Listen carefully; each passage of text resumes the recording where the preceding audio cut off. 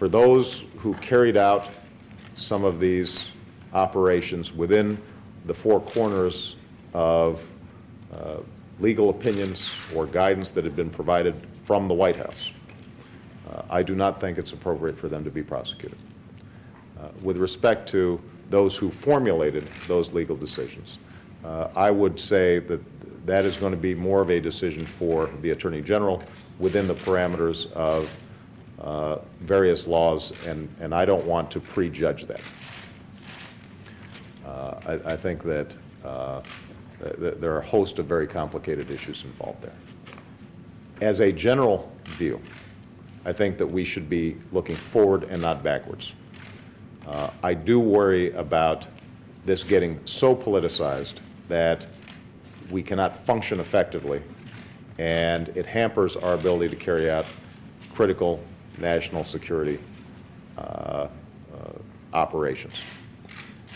And so if and when there needs to be a further accounting of what took place during this period, I think for Congress to examine ways that it can be done in a bipartisan fashion, outside of the typical hearing process that can sometimes break down and break it entirely along party lines, to the extent that there are independent participants who are above reproach and have credibility, that would probably be a more sensible approach to take.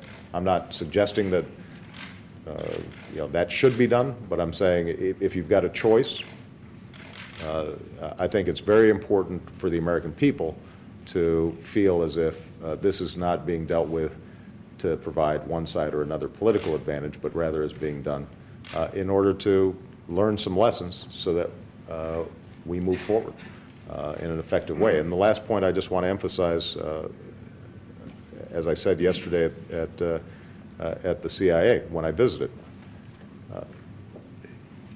what makes America special, in my view, is not just our wealth and the dynamism of our economy and our extraordinary history and diversity. It's that we are willing to uphold our ideals even when they're hard.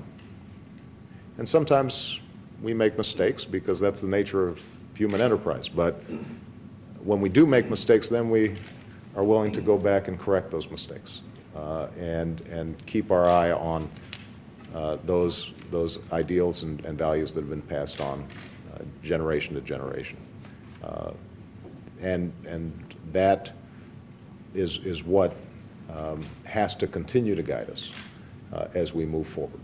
And I'm confident that we will be able to move forward, protect the American people effectively, live up to our values and ideals. And that's not a matter of being naive about how dangerous this world is. As I said yesterday to some of the CIA officials that I met with, I wake up every day thinking about how to keep the American people safe. And I go to bed every night worrying about keeping the American people safe. I've got a lot of other things on my plate.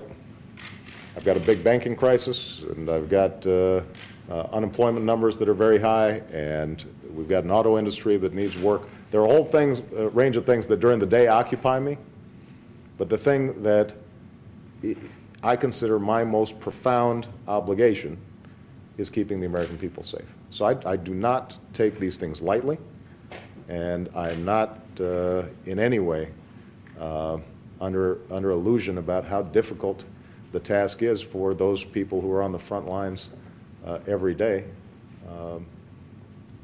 protecting the American people. So I wanted to communicate a message yesterday to all those who overwhelmingly do so in a lawful, dedicated fashion, that I have their back.